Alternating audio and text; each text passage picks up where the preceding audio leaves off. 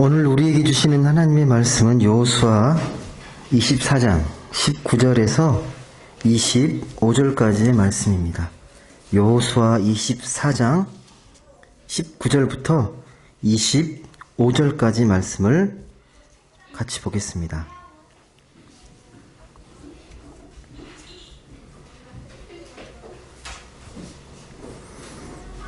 네, 말씀을 우리 한 절씩 교독해 읽도록 하겠습니다. 제가 먼저 24절 말씀을 읽겠습니다. 백성이 여호수아에게 말하되 우리 하나님 여호와를 우리가 섬기고 그의 목소리를 우리가 청종하리이다 하는지라. 예, 25절 읽어주시면 되겠습니다. 예.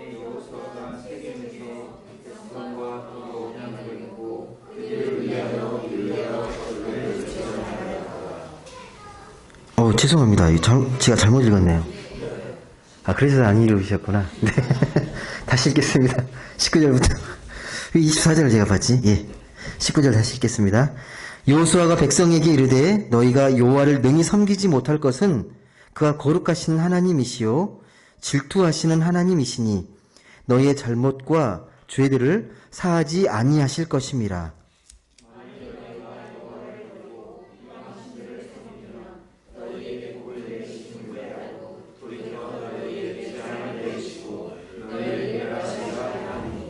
백성이 여호수아에게 말하되 아니니이다.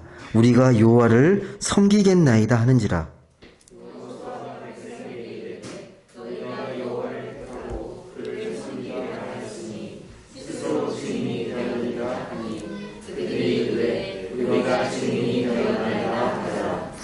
여호수아가 이르되 그러면 이제 너희 중에 있는 이방신들을 치워버리고 너희의 마음을 이스라엘의 하나님 여호와께로 향하라 하니. 백성이 여호수아에게 말하되 우리 하나님 여호와를 우리가 섬기고 그의 목소리를 우리가 청종하리이다 하니라. 25절 같이 읽겠습니다. 그날에 여호수아가 세겜에서 백성과 더불어 언약을 맺고 그들을 위하여 율례와 법도를 제정하였더라. 아멘. 오늘은 언약과 생명이라는 주제로 같이 말씀을 나누도록 하겠습니다. 네, 2달 정도 된 거죠. 우리가 온라인 예배 드리다 다시 이렇게 1단계로 완화돼가지고 함께 예배 드리고 있는데 좀 어색하죠. 근데 하라고 해서 합니다. 그래도 잘 지키는 게 중요하기 때문에 거리가 있지만 주중에 여기 도서관에서 제가 맡고 있는 프로그램이 있어요. 인문 철학 강좌가 있는데 그때도 이거 쓰면서 소수의 모임이긴 하지만 꼭 쓰고 합니다. 예. 어색하시더라도 요리사가 아니니까 요리사라고 하시고. 네. 여러분 구약의 많은 인물 중에서 예수님이 변화산에 오르셨을 때 딱 2명만 데리고 변화산에 올라가셨거든요. 변모하실 때 그때 만났던 인물이 2명이 있습니다. 혹시 기억나십니까? 신약에 예수님이 제자들을 데리고 변화산에 올라가셨을 때 구약이 2명의 인물을 만나서 대화를 나눕니다. 그 2명의 인물이 누구였는지 혹시? 바로 모세와 엘리야였습니다. 구약의 수많은 인물 중에 왜 모세와 엘리야가 예수님 앞에 이렇게 나타났을까요? 그만큼 중요한 인물이기 때문이겠죠. 유대인들에게 정말 높이 평가받는 인물, 상징적인 인물이 모세와 아마 엘리야였을 겁니다. 그 외에도 정말 많습니다. 아브라함도 있고 우리가 잘 아는 다윗도 있지만 모세와 엘리야가 나타났다는 건 그만큼 이 상징성이 있는 겁니다. 이 모세와 엘리야의 공통점이 있어요. 혹시 아십니까? 모세와 엘리야가 하나님의 부르심을 받고 이 소명으로 열심히 이렇게 사명을 갖고 살다가 죽기 전에 후계자를 선택합니다. 모세는 후계자로 누구를 선택했습니까? 여호수아를 선택했고 엘리야는 승천하기 전에 엘리사를 선택했습니다. 두 인물의 공통점이 후계자를 선택했다는 게 좀 특징적인 모습입니다. 오늘은 특별히 여호수아에서의 말씀이거든요. 모세의 후계자였던 이 여호수아에 대한 말씀입니다. 모세의 소명을 우리가 좀 잘 이게 더듬어 보면요. 모세는 이 애굽 땅에서 노예로 고통받고 신음하고 있던 이 자기 민족을 출애굽시켜서 해방시켜서 광야를 거쳐 약속의 땅으로 인도하는 게 이 모세의 소명이었습니다.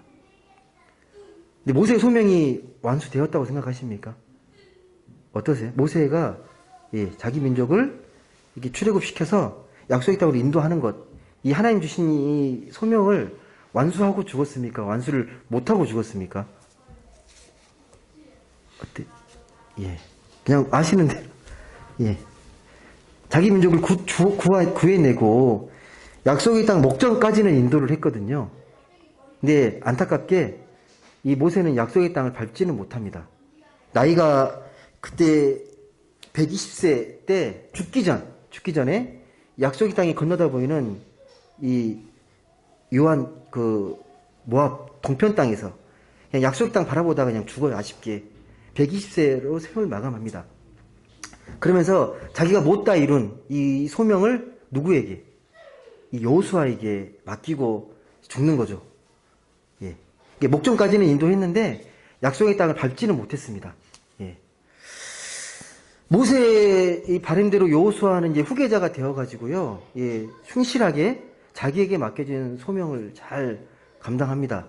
모세처럼요, 모세가 이 홍해의 기적을 경험했던 것처럼 여호수아도 요단강이 갈라지는 기적을 경험했거든요. 그리고 모세가 이 광야에서 수많은 이방의 민족들을 만나서 싸우고 전쟁하면서 승리를 거둡니다.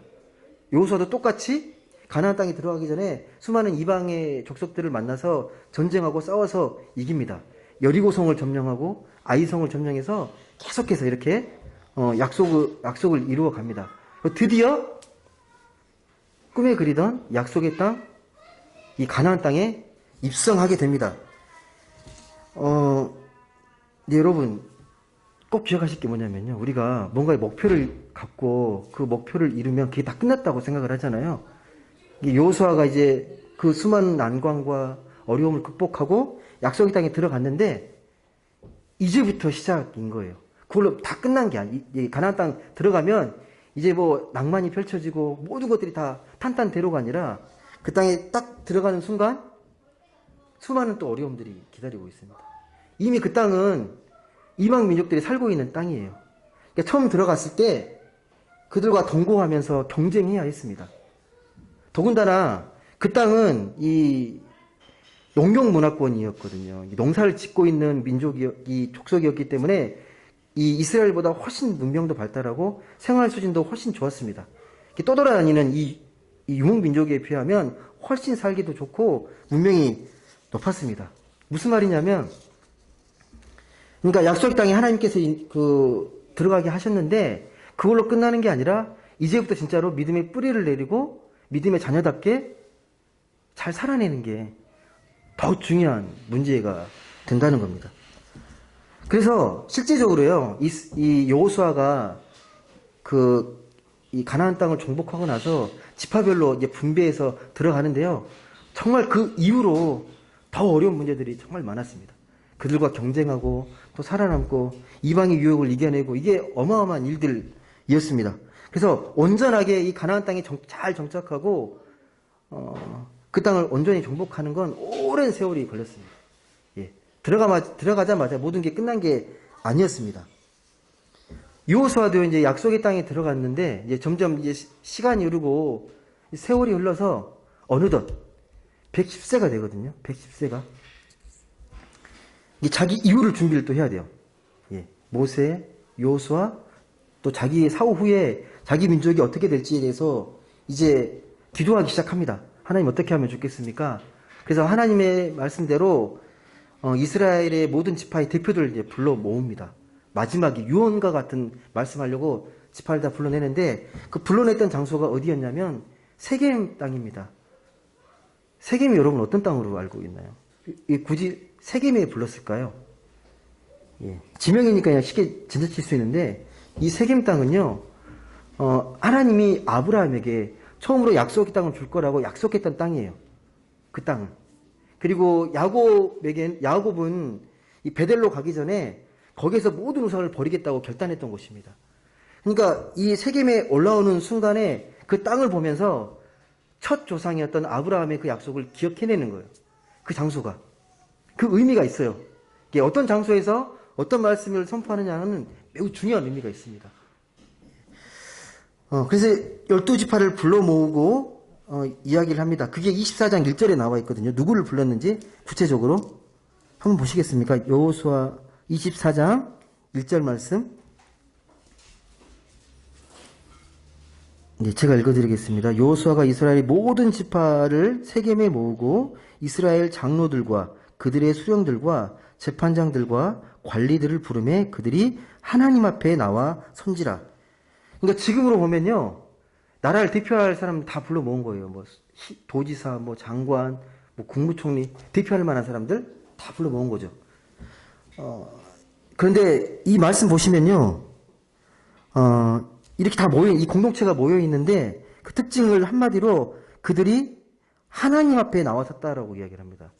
그러니까 정치적인 어떤 사회적인 성격이 아니고 이건 순전히 신앙적인 공동체라는 걸 명확하게 보여주는 거예요. 사회적인 문제, 정치적인 문제를 뛰어넘어서 지금의 이 모임은 하나님 앞에서 우리의 신앙을 진지하게 고민하고 결단하는 시간이라는 것을 그걸 이야기합니다. 그들이 하나님 앞에 나와 선지라. 이렇게 모인 사람들 앞에서 이제 여호수아가 이제 긴 연설을 합니다. 지금 말하면 설교겠죠. 긴 장문의 연설을 하는데 그 내용을 보시면요, 어떤 내용이냐면 이 아브라함부터, 그러니까 아브라함이 본토 친척 아비 집을 떠나서 하나님이 그들을 약속의 땅으로 인도하고 또 애굽에서 또 이런저런 사정으로 살게 됐는데 또 모세를 통해서 다시 그들을 구해내고 지금 이렇게 가나안 땅에 평안하게 입성하게 하시고 살게 하셨다.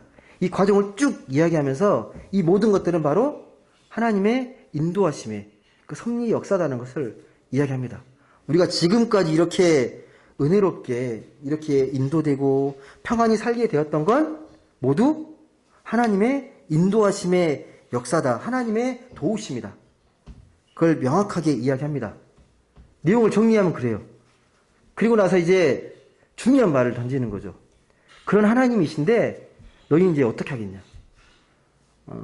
여호와를 섬기기를 선택하겠냐? 아니면 이방신을 섬기겠냐라고 양자택일하라고 그렇게 말을 합니다. 예. 그런 하나님이신데 여호와만을 정말 너희들이 섬기겠느냐? 아니면 이 가나안 땅에 들어왔으니까 또 거기 이방신도 있고 그러니까 그 신도 섬기겠느냐? 선택하라는 거예요. 여러분 이게 간단한 문제가 아니고요. 그만큼 되게 심각한 문제였기 때문에 이걸 지금 여호수아가 꺼내놓고 있는 거예요. 너희들이 여호와를 섬긴다고는 하지만 니네 마음속은 절대 그렇지 않다라는 걸 이야기하는 거죠. 이렇게 질문하자 이 이스라엘 백성들이 뭐라고 고백합니까? 여호와만을 섬기겠다고 말합니다. 여호와만을 섬기겠습니다. 근데 이렇게 회중들이 고백하면 보통 지도자들은 이렇게 이야기하는 게 맞죠. 선택 잘했다. 이제 너희들의 앞길은 하나님께서 책임져 주시고 하나님이 축복하실 것이다. 네, 그렇게 대답하지 않으세요. 예. 한번 24장 19절 보시겠습니까? 24장 19절. 18절에서 이제 여호와를 섬기겠다고 하니까 19절에 이렇게 말합니다. 여호수아의 말입니다. 여호수아가 백성에게 이르되 너희가 여호와를 능히 섬기지 못할 것은 그는 거룩하신 하나님이시요 질투하시는 하나님이시니 너희의 잘못과 죄들을 사하지 아니하실 것이라. 이게 무슨 말입니까? 섬기겠다고 했는데 그 말을 안 믿어줘요. 여호수아가. 예. 고백했는데 너희는 안 그럴 거라는 거예요. 그러니까 너희가 정말 여호와만을 섬기겠다고 고백은 했는데 진심이 아니라는 거예요. 너희들이 모르고 함부로 고백하는 거라는 거예요. 진짜 여호와를 섬기겠다고 하면 지금 그렇게 하면 안 된다라는 거죠. 그 고백을 진심으로 받아들이지 않습니다. 여러분이 만약에 진짜 하나님만을 섬긴다라면 가장 중요한 게 뭐라고 생각하십니까? 하나님만을 섬기겠습니다 라는 고백을 한다라면 제일 먼저 생각해야 될 게 뭐라고 생각하세요? 여호수아가 믿지 않은 이유가 말하잖아요. 너희들이 여호와만을 섬기지 않을 거다. 여호와는 거룩하신 하나님이시고 질투하시는 하나님이시다. 너희가 죄를 범할 것이다 라고 말을 하거든요. 그러니까 여호와만을 섬길 때 가장 중요한 게 뭐예요? 내가 하나님 섬기겠다, 하나님 믿겠다라고 말을 했을 때 가장 먼저 우리가 마음속에 생각해야 될 게 뭐겠습니까? 오늘 말씀 보시면요. 왜 하나님이 거룩하시다고 말을 하고 질투하는 하나님이라고 말을 했겠습니까? 예. 진짜 하나님 잘 믿으려면요. 예. 우상을 버리라고 이야기합니다. 우상을 제거하라. 마음에서 제하라. 예. 이 우상이라는 건 다른 종교를 믿고 다른 신을 섬기는, 예, 그건 1차적인 거고요. 자, 우리 삶 속에서 우상이 되어 있는 것들을 온전히 제거하라는 거거든요. 다시 말씀드려서 무슨 말이냐면, 우리가 하나님 외에 하나님만큼 소중히 여기고 하나님처럼 의지하고 있는 그런 세상에 안전장치가 있다라는 거예요. 예. 뭐 혹하면 바로 그걸 의지하려고 하는 거예요. 하나님 믿는다고 고백은 하는데 내가 어려움이 있고 내가 뭔가 불안하면 그것들을 해결할 수 있는 내 나름의 안전장치를 다 만들어 놓고 있다는 거죠. 예. 그게 다 우상이라고 말을 하는 겁니다. 겉으로는 하나님을 잘 믿고 있는 것 같지만 인간적인 걸 다 많이 의지할 수 있는 그런 마음이 충분히 있다라는 겁니다. 그래서 예수님이 이걸 단적으로 그렇게 말씀하시는 거죠. 너희가 하나님과 재물을 겸하여 섬길 수 없다라고 말을 합니다.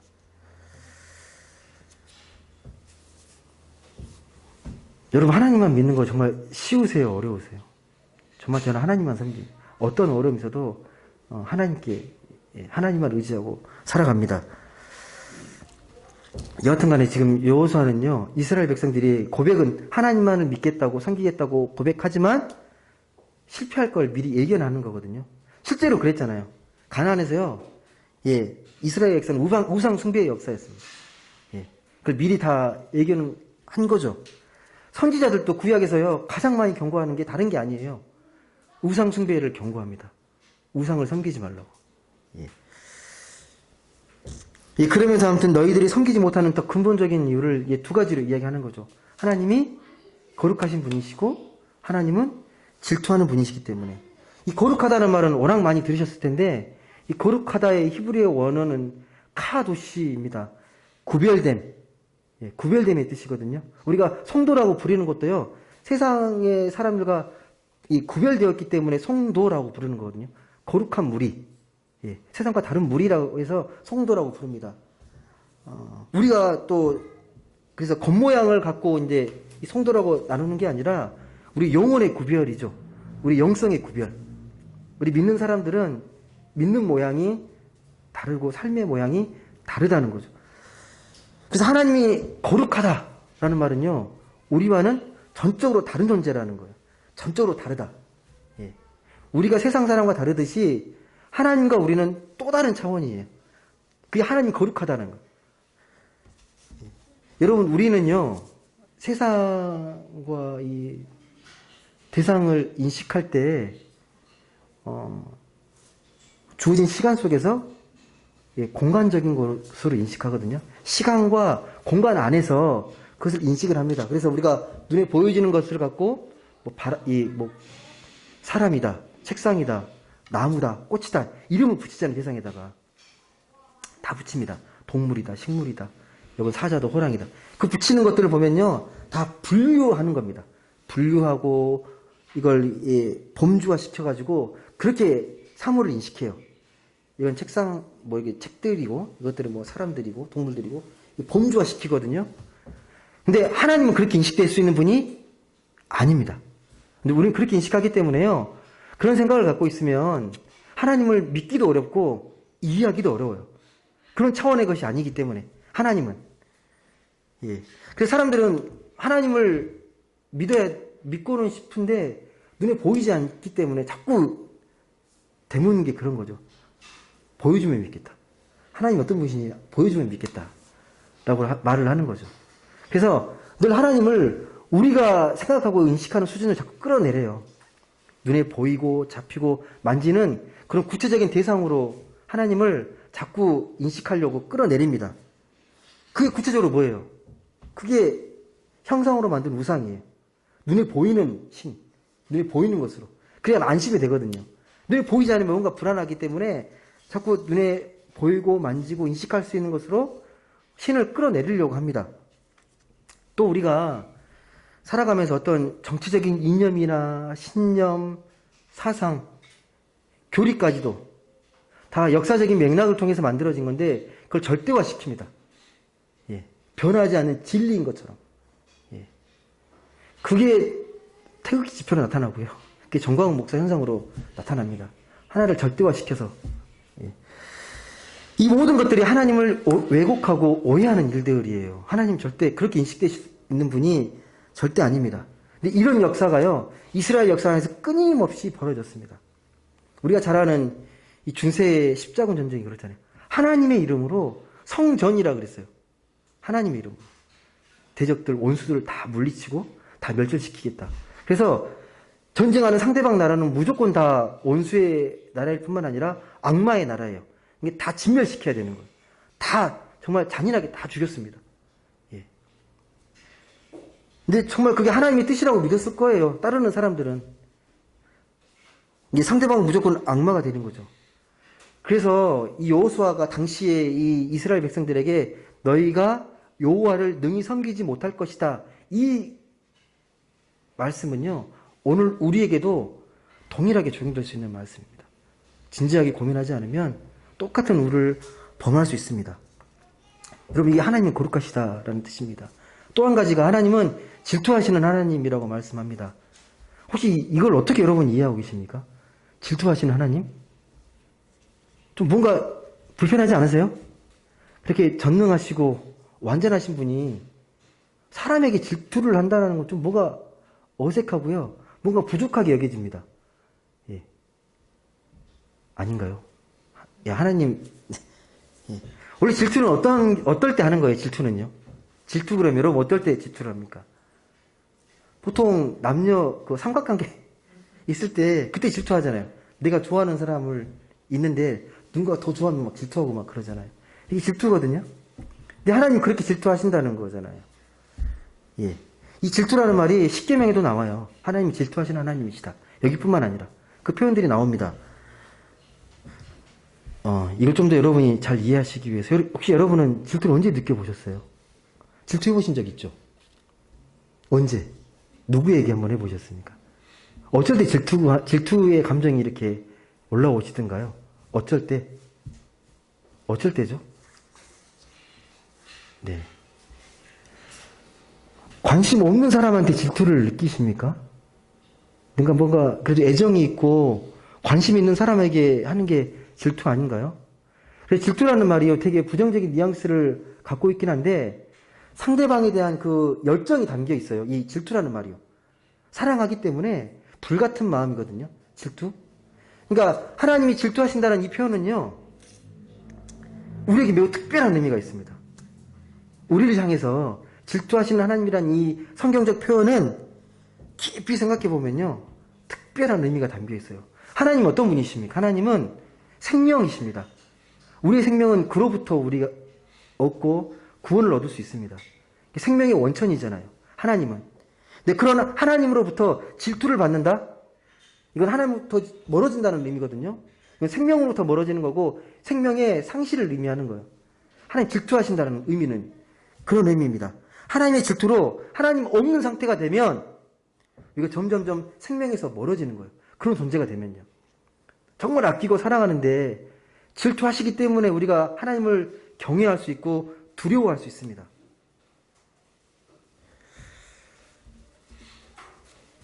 근데 이렇게 말씀드려도 실제로 피부에 와닿거나 그렇게 뭐 삶에 별 지장이 없기 때문에 크게 생각하지 않는 분들이 많으세요. 예. 잘 믿든 못 믿든 내가 살아가는데 먹고 사는데 별 지장 없게 여겨집니다. 예. 실제 그렇게 느껴지니까 삶에서 이게 세상에서는 적당하게 타협하고 합리적으로 사는 게 가장 좋은 모습이다. 예. 하나님 질투라는 말을 되게 장난처럼 듣는 분이 계세요. 되게 그냥 가볍게. 가벼운 말이 아닙니다. 하나님 질투하신 하나님이란 말은 되게 두려운 말씀입니다. 그러니까 두려움을 담고 있는. 그래서 하나님을 온전히 이해하려면요, 이 하나님의 질투라는 말을 잘 이해하실 필요가 있습니다. 하나님의 그 사랑을 경험한 사람은요, 하나님의 사랑 안에서 안식을 누리고 기쁨을 체험하고 평화를 누린 사람들, 그런 사람들이 이 질투라는 말의 의미를 깨닫게 됩니다. 그런 분에게서 벗어난다? 눈밖에 난다? 생명에서 멀어진다? 그게 얼마나 두려운 것인지를 느끼게 됩니다. 내가 하나님도 멀어졌다는 것에 대해서 두려움이 있는 겁니다. 근데 마치 빛을 경험한 사람이 그 어둠에 대해 두려움을 아는 거잖아요. 마치 그렇습니다. 하나님의 사랑과 그 평화, 그 안식과 기쁨을 체험한 사람은요, 하나님 질투하셔서 내가 생명에서 멀어지는 게 얼마나 두렵고 무서운 일인지를 안다라는 겁니다. 이런 경고를 하는 거예요. 여호수아가 이스라엘 백성들에게 하나님은 거룩하신 분이시고 질투하신 하나님이야. 그런 하나님을 너희들이 선택하지 않으면 너희들에게 생명이 없어라고 말을 하는 겁니다. 이 말을 듣고 다시 한번 24장 21절에 이렇게 백성들이 고백합니다. 21절 백성이 여호수아에게 말하되 아니니이다. 우리가 여호와를 섬기겠나이다 하는지라. 네, 이제 이런 고백을 듣고서 다시 우리들도 여호와를 섬기겠습니다 라고 하니까 그 이후로 이제 다시 말씀을 교독하면서 율법을 제정하고 그렇게 해서 모임을 아름답게 마칩니다. 유종의 미를 걷는 거죠. 여러분 이게요, 어떻게 좀 이해하시면 되냐면, 많은 이 대표들이 모여 있잖아요. 대표들이 마음이 다 같을까요? 예. 12지파 안에 끊임없이 헤게모니 싸움이 있고 갈등이 있었거든요. 여호수아가 이제 지도자로서 이제 마지막 유언의 말씀을 하면서 너네들이 여호와를 섬기지 않으면 큰일 난다라고 말을 했을 때, 그리고 그에 대한 반응으로 믿겠다고 했는데 너희들은 제대로 섬기지 못할 것이다라고 말을 하잖아요. 이런 와중에서 조금만 그 어떤 지파가 마음이 상하거나 감정이 상해서 부정적인 반응을 보이게 되면요, 되게 심각해집니다. 이미 모세 때 경험한 거예요. 모세 때도요, 그런 갈등이 있었거든요. 근데 이게 전체가 모인 자리는 되게 좀 약간 긴장이 감도는 자리예요. 예. 어떤 일이 벌어질지 모르는, 예. 다 권력의 어떤 싸움이 있는 자리이기 때문에 되게 민감한 자리입니다. 지파 간의 분쟁으로 확대될 수 있어요. 이렇게 모이면서 이제 자기 지파 입장들을 정리하다가 싸움이 많이 일어났는데, 감사하게 아무튼 이 자리에서는 아름답게 율법을 제정하고 잘 마무리가 됩니다. 그리고 다시 하나님과 언약을 맺습니다. 그게 율례와 법도인데 한마디로 그냥 율법이라고 생각하시면 돼요. 이 이후로요, 이스라엘은 어떤 민족이 되냐면 율법 중심의 종교로서의 특징을 띠게 됩니다. 율법을 중심으로 한 모든 삶을 규정하는 것은 율법이다라는 것들이 이 여호수아의 전통으로 이제 확립되고 세워집니다. 여러분이 좀 기억하실 게 뭐냐면, 근데 그 이스라엘이 이제 가나안 땅에 들어가서 너희들이 하나님의 자녀답게 살려면 하나님과의 그 계약을 맺은 이 언약이 중요하다고 다시 한번 율법을 강조하면서 언약을 맺게 되는데, 그 언약의 특징이에요. 여러분, 그 언약이라는 게 약속이잖아요. 약속을 아무한테나 하는 게 아니거든요. 약속할 만한 자격이 되고 조건이 되고 신뢰를 해야 약속을 하게 됩니다. 그게 언약 관계잖아요. 부부 사이에 언약을 하고 친구 사이에 이렇게 약속을 하는 거죠. 믿을 만한 사람, 대상을 향해서. 그래서 언약 백성이라고 하는 거거든요. 근데 여러분 잘 생각해 보세요. 하나님이 어떤 분이십니까? 하나님 창조주이신데 피조물과 약속을 맺은대요. 이게 어떤 의미이겠어요? 대등한 관계가 아니잖아요. 어느 신이, 어느 종교가 그렇게 하는 데가 있습니까? 일방적으로 명령을 하죠. 너네들 이걸 지키면 내가 복 줄 거야. 그렇게는 하는데 인격적인 관계를 맺진 않아요. 질투하시고 막 그렇게 하지 않으신다고요. 그냥 벌하시면 되는 거고 그냥 하고 싶은 대로 하면 되는데, 하나님이 인간하고 약속을 맺으셨습니다. 언약을 맺으셨어요. 하나님은 어떤 조건에 매이는 분이 아니잖아요. 언약에 제한되는 분이 아니신데, 하나님은 우리 인간과 신실하게 약속을 맺으십니다. 예. 여러분, 우리가 읽는 이 성경이 무슨 말씀이에요? 뭐라고 얘기합니까? 한마디로 약속의 말씀이라고 하잖아요. 언약의 말씀. 그래서 명칭도 구약, 신약 그러잖아요. 예. 모든 우리 이 하나님의 그 말씀은 약속의 말씀이고 사랑에 기초한 언약의 말씀이라는 거죠. 예. 이스라엘은 이 하나님과 언약 관계를 맺음으로써 자신이 하나님의 자녀임을 확인할 수 있습니다. 언약 관계를 통해서. 이게 독특한 거예요. 이 계약 관계라는 게요. 독특한 겁니다. 여하튼간에 이렇게 하나님과 그러신 하나님이 우리 인간하고 대등하게 인격적으로 약속을 맺으셨다면 우리는 어떻게 해야 되겠습니까? 그 하나님의 은혜에 대해서 감사하고 그 말씀에 신실하게, 왜 그 말씀 속에 생명이 담겨 있기 때문에 순종하는 게 중요합니다. 신실하게 지키는 게 중요합니다. 하나님의 그 거룩하시고 질투하심을 그 언약의 약속의 말씀을 통해서 깊이 깨닫는 게 매우 중요합니다. 다시 말씀드리지만 하나님이 그 거룩하시고 질투하신다라는 말은요, 우리가 온전히 하나님을 통해서만 우리가 생명을 공급받을 수 있음을 기억하면서 삶의 기준을 누구에게 잡는 겁니까? 하나님에게.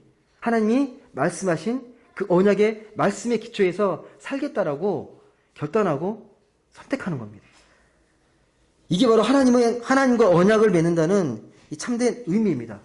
그렇기 때문에 우리가 이 세상을 살아가면서 하나님 외의 그것들의 우상화해서 그걸 하나님처럼 믿고 그것의 삶을 의지하면 안 되는 겁니다. 여러분, 오늘날 우리에게 이 언약은 뭘로 나타났습니까? 그러면 지금 구약의 말씀이잖아요. 오늘날 우리에게 언약은 뭘로 나타났어요? 오늘날 우리에게 이 언약의 말씀이 단 한 분으로 나타나신 거죠. 예수 그리스도로 나타났습니다. 이 언약이 우리가 예수를 영접하고 의지해야 구원받고 생명 얻는다라고 고백하잖아요. 그 말씀은 무슨 말이냐면 하나님께서 예수를 통해 구원의 길, 생명의 길을 열어주셨다라는 말입니다. 하나님께서 예수님을 통해서. 근데 여러분, 예수 믿어도 여러분 삶의 현실을 들여다보면 유혹을 안 받습니까? 똑같아요. 하나님 믿겠다고 그렇게 결단하고 고백하고 하지만 끊임없이 바알이라는 당시 이 우상이 되게 강력했거든요. 그 유혹에 또 넘어가고 또 유혹받고 막 그랬었거든요. 오늘날 우리도 이 가나안과 같은 이 세상에서 얼마든지 유혹을 받고 유혹에 넘어갈 수 있습니다. 그런 유혹은 여러분이 생을 마감할 때까지, 하나님의 부르심을 받을 때까지 계속될 거예요. 유혹이 사라지지 않습니다. 여러분 예수 잘 믿는다고 그 순간에 확 사라지고 그러지 않습니다. 그게 현실이에요. 우리가 정말 유혹에 빠지지 않고 영적인 해방과 자유를 누리고 싶은데 우리가 숨쉬고 먹고 마시고 생명을 유지하는 한 유혹에 벗어나는 게 쉽지 않는다는 게 문제입니다. 솔직히 여러분 마음속에 대답해 보십시오. 남들보다 더 잘 살고 싶고 더 잘나고 싶죠. 안 그렇습니까? 그것도 유혹이거든요. 그것도 유혹입니다. 그걸 모를까요? 충분히 그런 걸로 유혹할 수 있습니다. 또 무엇보다 사람들은 자기중심적으로 생각을 합니다. 자기중심적으로. 그래서 내가 뭔가를 해보고 싶어요. 내가 내 힘으로, 내 능력으로 내 생명을 완성해보고 싶습니다. 어떤 사람은 이걸 좀 유치하게 붙들고 있는 사람이 있고, 어떤 사람은 좀 고상하게, 좀 합리화시켜서 그렇게 살아가는 사람의 차이가 있지, 누구나가 그런 유혹은 다 있어요. 어쨌든 간에 하나님 외에 다른 것들을 생명으로 알고 붙잡고 살게 되면요, 결코 생명을 완성할 수 없습니다. 왜? 생명은 오직 하나님께로부터 주어지는 것이고 하나님에게서 생명의 의미와 우리의 가치를 발견할 수 있기 때문에 하나님 외에는요, 아무리 그 좋은 것도 생명을 완성할 수 없습니다. 그래서 우리의 최선의 길은 뭐냐면요, 이 생명의 말씀이, 생명이 담겨있는 이 언약의 말씀을 잘 붙들고 그 말씀대로 순종하며 살아가는 것입니다. 다시 말씀드리지만 이 언약의 핵심은 우리는 지금 예수 그리스도로 믿고 살아가는 사람들입니다. 그래서 어떻게든 그분을 더 깊이 알고 그분께 가까이 다가가고 그분과 더 친밀해지는 것이 이 언약의 말씀 속에 살아갈 수 있는 가장 큰 비결입니다. 우리가 주일마다 예배하고 또 말씀을 읽고 기도하는 것도요, 조금이라도 하나님께 더 가까이 나아가려는 몸부림이잖아요. 말씀을 읽고 기도하고 또 예배하면서 내가 예배자임을 또 기억하고 그 모든 것들이 내가 하나님께 좀 더 가까이 나아가려는 그런 영적인 몸부림입니다. 마치 오늘 말씀에처럼 여호수아가 이스라엘 지파의 사람들을 불러서 모아놓고 다시 모세가 주었던 이 언약의 말씀을 새롭게 갱신하는 것과 같습니다. 오늘 여호수아가 했던 이 말씀은요, 특별한 말씀이 아닙니다. 모세가 이미 십계명을 받고 선포했고 모세가 한번 갱신한 말씀, 모압 땅에서 갱신한 말씀인데 이 말씀을 다시 한번 그들에게 들려주고 또 새롭게 언약으로 갱신하는 거예요. 새롭게 말씀을 들으면서 매 순간순간 새롭게 갱신하는 겁니다. 여러분, 우리가 하나님 믿으면서 영생을 소망하며 살아가지만 때론 분명한 게 손에 잡히지 않기 때문에 불안할 때가 있습니다. 혹시 내가 이렇게 열심히 살다가도 어려운 일 당하지 않을까라는 염려가 늘 있어요. 이 불안과 염려가 늘 우리 마음을 괴롭힙니다. 이 근심, 걱정, 염려, 불안은요, 우리가 살아가는 동안은 계속해서 우리 마음을 괴롭힐 겁니다. 그래서 어떤 사람은 이렇게 얘기하죠. 그런 거 아무리 걱정하고 염려해봤자 쓸데없다. 그냥 매 순간순간 즐기며 살면 된다. 예, 그게 낫다. 여러분은 그렇게 생각하십니까? 그런 거 염려하지 말고 그냥 걱정 없이 그냥 즐겁게 잘 살면 된다. 일부분은 맞아요. 근데 어떤 의미로 즐겁게 사느냐가 중요한 거겠죠. 열심히 사는 것 같은데 늘 뭔가 부족함을 느끼는 분들이 계세요. 열심히 사는데 뭔가 좀 부족한 게 아닐까? 뭔가 부족한 것들을 내가 채우지 못하고 있는 건 아닐까? 내가 이렇게 열심히 사는데 내 미래가 아직 불확실할 때, 명확하지 않을 때 그때 되게 당혹스러울 수 있습니다. 이렇게 느끼는 감정들은요, 여러분, 우리가 정상적으로 살아가고 있다는 증거예요. 예. 왜? 우리는 본래적으로요, 되게 불안하고 고독하게 만들어진 존재예요. 불안과 고독이 있습니다. 근데 이걸 오직 하나님만이 채워주실 수 있어요. 그 빈자리를요. 하나님 그렇게 만드셨습니다. 그래서 우리가 믿는 사람과 믿지 않는 사람들의 가장 근본적인 차이는 뭐냐면, 우리가 비록 연약하고 어리석고 볼품없는 존재들이지만 우리가 힘들고 어렵고 그런 불안에 휩싸였을 때 우리는 이것들을 하나님께 가지고 나아갈 수 있어요. 그분의 품에 안겨서 그분께 기대고 그분께 나의 모든 짐을 맡기고 기도할 수 있는 존재들입니다. 근데 그것을 세상 사람들은 세상의 방법으로 풀려고 하는 거죠. 말씀을 맺겠습니다. 여러분, 우리가 세상에 태어나서 각자 감당할 이 삶의 짐과 무게가 있습니다. 근데 그 감당해야 될 짐, 그 무게를요, 우리가 한 번 은혜 받았다고 단번에 한 끼 해결되지 않아요. 예. 은혜는 계속 소멸되거든요. 예. 오늘 말씀처럼 계속 갱신이 필요해요. 은혜의 말씀을 내가 한 번 믿었다고 끝나는 게 아니라 매 순간순간 갱신해야 됩니다. 다시 한번 결단하고 다짐하고 그 은혜의 말씀을 다시 한번 붙잡고, 예, 하나님께 고백하는 거죠. 그래서 우리가 기억할 것은 아무리 힘들고 어려운 상황이 처해 있더라도 그 순간에 나를 포기하지 않으시고 나와 함께 하시면서 나에게 힘을 주시고 능력을 주시는 성령께서 함께 하신다. 이 말씀을 우리가 이 성경을 통해서 믿고 따르는 겁니다. 이런 우리를 향해 주께서 주신 위로의 말씀이 있어요. 요한복음 11장 25절 말씀입니다. 제가 읽어드릴게요. 나를 믿는 자는 죽어도 살겠고 살아서 믿으면 영원히 죽지 않는다. 이게 하나님께서 우리에게 주신 생명, 약속의 말씀입니다. 이 약속의 말씀을 굳게 믿음으로써 오늘 우리에게 주어진 이 시간을 묵묵히 잘 살아내어서 행복한 삶으로 우리 시간들을 채워가고 만들어가는 그런 높은 뜻 행복한 성도님들 다 되실 수 있기를 주님의 이름으로 간절히 소망합니다. 기도하겠습니다. 사랑의 하나님, 감사합니다. 오늘도 귀하고 복된 이 예배의 자리에 저희를 불러주시고 함께 예배하게 하시니 감사드립니다. 하나님, 거의 2달 만에 다시 저희가 함께 모여 예배합니다. 이 공동체로 모여서 함께 예배함의 그 소중함과 그 가치를 우리가 가벼이 여기지 않고 매 순간순간마다 우리가 예배자임을, 또 우리가 생명력 있게 살아가야 될 하나님의 자녀임을 잃지 않고 그렇게 살아갈 수 있도록 성령께서 도우시고 늘 함께하여 주시옵소서.